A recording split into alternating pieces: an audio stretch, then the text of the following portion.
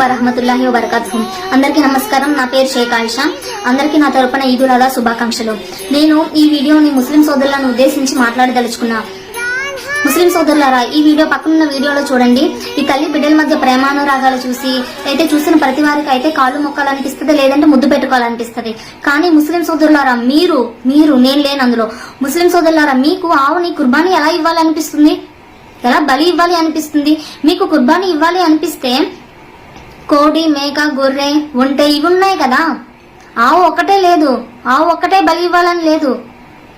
ఆవుని బలి ఇవ్వడం పట్ల అల్లా తరపు నుంచి ఆదేశాలు ఉన్నప్పటికీ ఆవుని బలి ఇవ్వకుండా ఉండడం పట్ల కూడా అనుమతులున్నాయి. అల్లా తబారక వ తఆలా ఏం చెప్పాడు? భూమిలో అల్లకల్లోలం సృష్టించకండి అని చెప్పాడు. మీరు హిందువులు దేవుడుగా భావించేటటువంటి ఆవును బలిస్తే